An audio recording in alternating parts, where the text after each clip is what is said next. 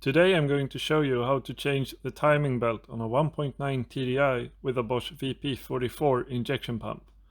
This particular engine is an ALH, but the process in this video is applicable to other 1.9 TDIs.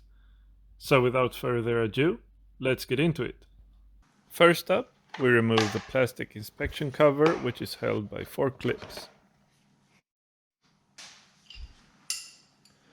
Now for the tensioner for the serpentine, it's just a 16. Just use a 4.5mm drill bit to hold it in place when you have taken it back, and do it slowly so you don't destroy the dampener here. No need to rush. And there.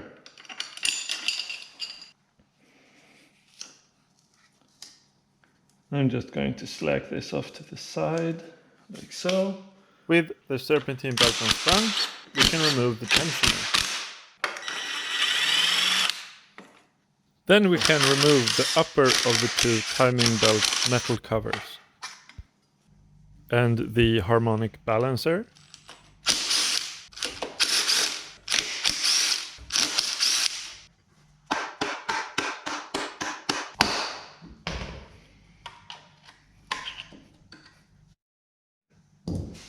Then the lower metal cover. It is now time to spin the engine to top dead center. To determine where that is, you need to remove a rubber plug on the bell housing and align a mark on the flywheel to this tab on the bell housing. In my case, I do not have that mark on my flywheel, because I have an aftermarket single mass flywheel. So I have marked my crankshaft sprocket instead. A bit of a cheat, I know. And in order to lock the sprockets in place, I have this timing belt toolkit. By the way, if you need this toolkit yourself, I have an affiliate link in the description below. Timing belt toolkit.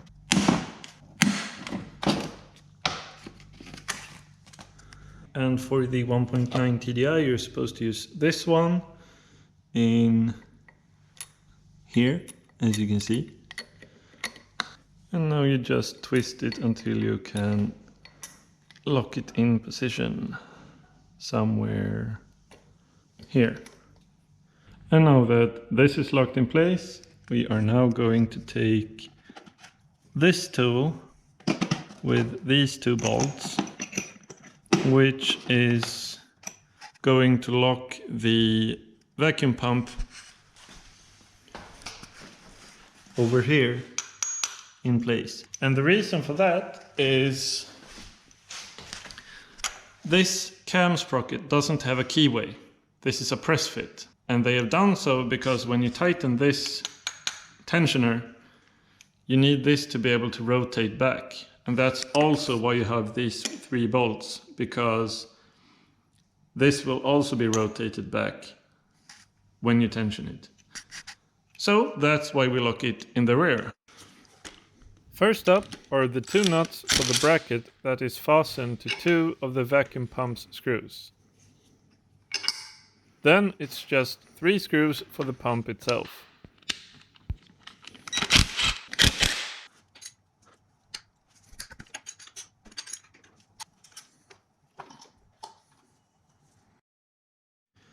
This piece of metal goes into this slot here, and then you have locked the cam.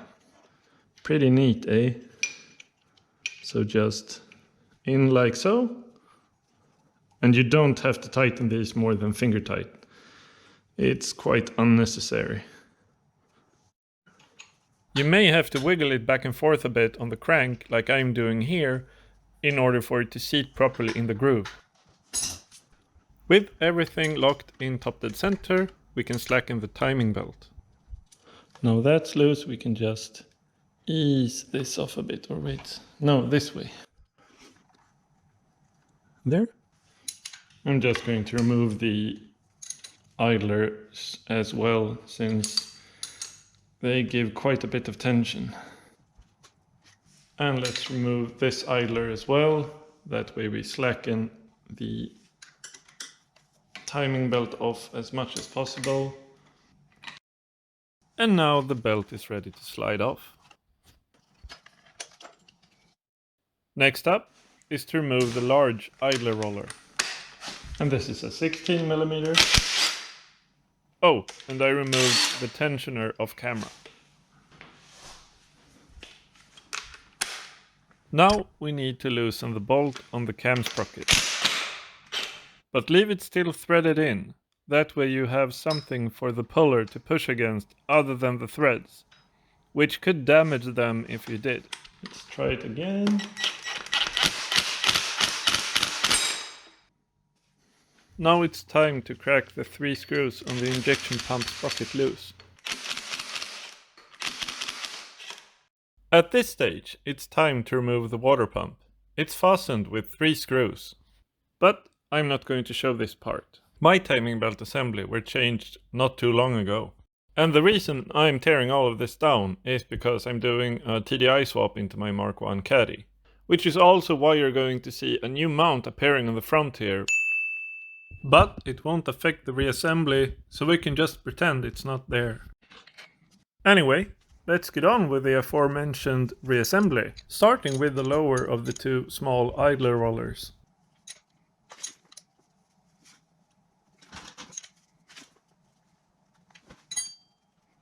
And remember, when you reposition the tensioner again, this tab is supposed to go into this little square hole. And in my particular case, it has a tendency to want to slip out. So make sure that it is seated in it before you do anything else. Like so. Remember to not tighten this bolt until it's time for the tensioning to begin. Next up, the large idler roller.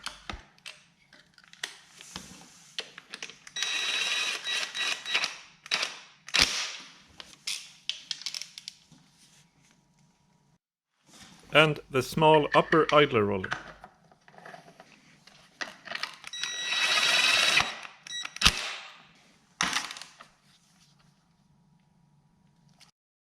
And now we are ready for the belt. Sweet! I do apologize for the lousy camera work here.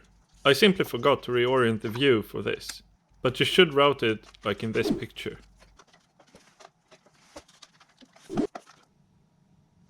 Now when it comes to tightening this tensioner, you don't go by just twisting the timing belt. What you do is you see this little cut out here, there. That is supposed to line up to this metal tab. Let me show you. And there, now those are lined up perfectly. Alright, so again, you twist this until it is perfectly lined up, then you tighten it.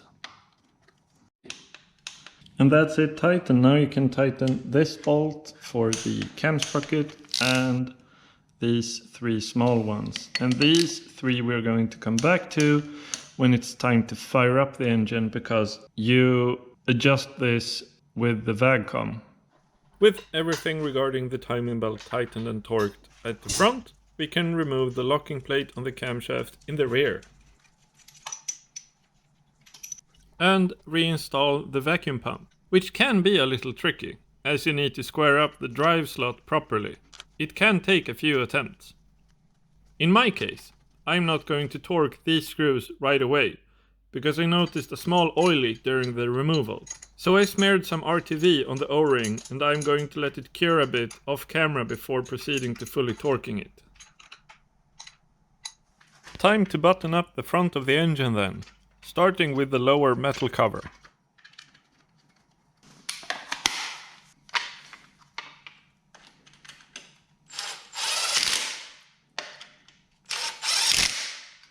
And then the upper one.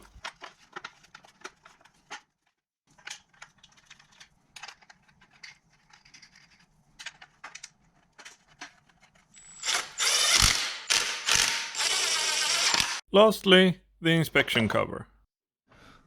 Now that we have come this far, I must admit, I forgot to film the part where the serpentine belt and tensioner were reinstalled. So I decided to run the removal of it in reverse. The creepy audio is a bonus.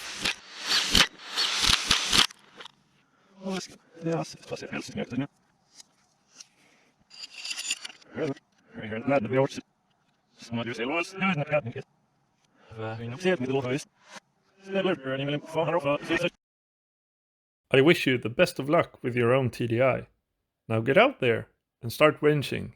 If you found this video helpful, please give it a thumbs up, it will help me out tremendously.